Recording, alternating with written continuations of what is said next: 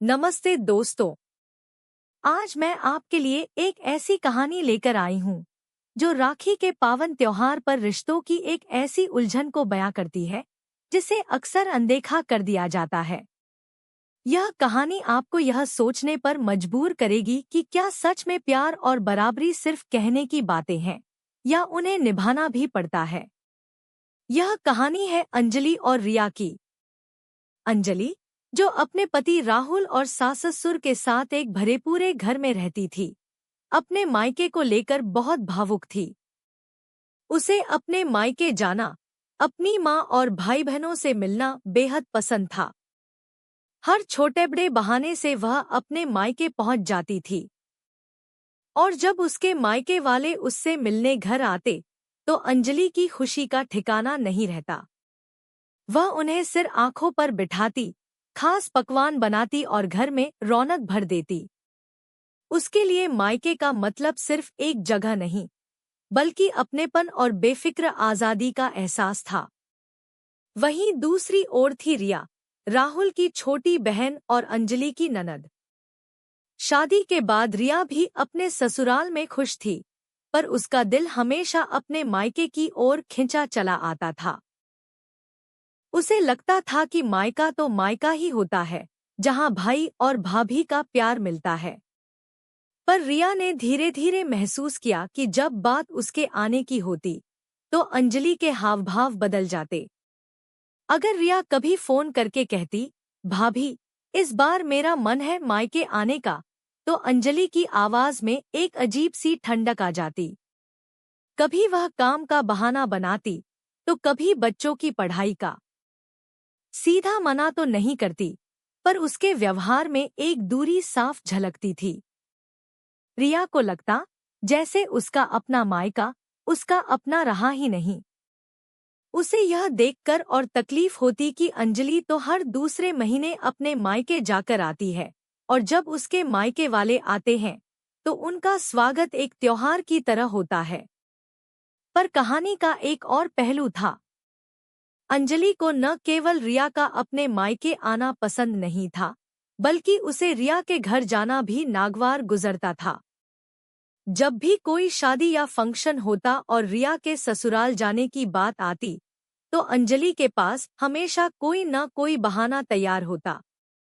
मेरे सर में दर्द है, या बच्चों की तबीयत ठीक नहीं, या फिर मुझे घर पर बहुत काम है।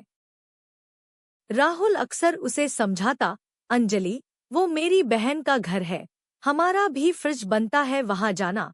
पर अंजलि हर बार बात टाल देती। उसे लगता, क्यों जाए वो किसी और के घर, जब उसका अपना मायका इतना प्यारा है। इस साल राखी का त्योहार करीब था। रिया का दिल तड़प रहा था अपने भाई की कलाई पर राखी बांधने के लिए, अपने मायके जाने के लिए। उसने राहुल को फोन किया और प्यार से पूछा, भैया, मैं राखी पर घर आ रही हूँ। आप और भाभी तो होंगे ना? राहुल ने हाँ कह दिया, पर अंजलि ने जब सुना तो उसके चेहरे पर फिर वही शिकन आ गई। इतनी दूर से आएगी, फिर काम बढ़ाएगी।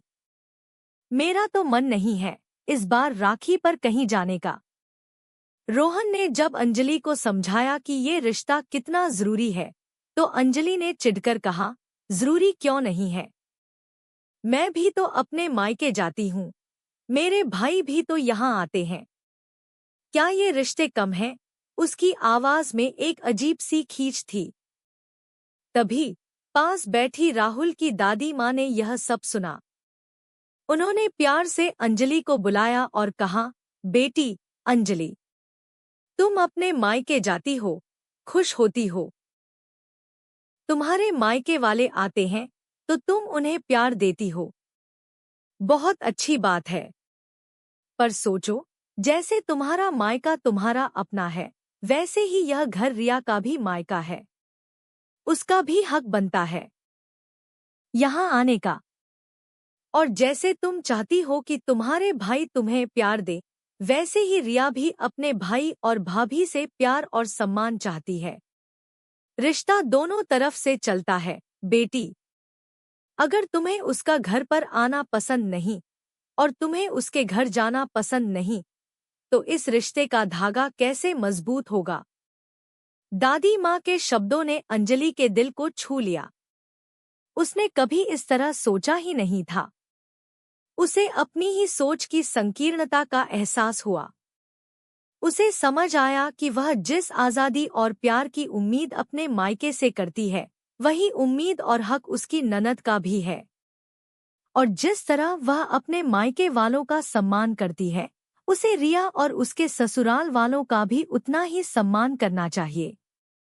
उस राखी पर अंजलि ने खुद रिया को फोन किया और प्यार से कहा, नेहा, इस बार मैं तुम्हें लेने आऊंगी।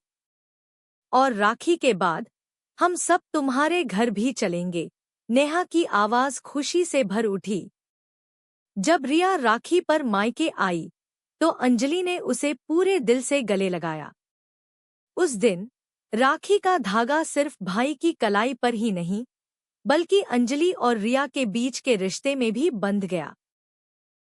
घर में खुशियों का एक नया रंग बिखर गया, क्योंकि अब हर रिश्ता बराबर था, हर कोने में अपनापन था और हर आवाज को सुनने वाला कोई था। यह कहानी हमें सिखाती है कि रिश्ते तराजू पर नहीं तौले जाते। अपनापन तभी गहरा होता है जब उसमें बराबरी और सम्मान हो। जिस तरह हम अपने मायके से प्यार और हक की उम्मीद करते हैं, उसी तरह दूसरों के हक और भावनाओं का सम्मान करना भी हमारी जिम्मेदारी है। जब हम हर रिश्ते को अपने दिल में जगह देते हैं, तभी घर सही मायने में घर बनता है। तो दोस्तों, अगर यह कहानी आपके दिल को छू गई हो और आपको प्रेरित किया हो, तो कृपया इस वीडियो को लाइक करें, अपने दोस्तों और परिवार के साथ शेयर करें, ताकि वे भी इस संदेश को समझ सकें। और हमारे चैनल को सब्सक्राइब करना बिल्कुल न भूलें। हम आपके लिए ऐसी ही और भी प्रेरणादायक और भावनात्मक कहानियां लाते रहेंगे। आपके प्यार और समर्थन के लिए धन्यवाद।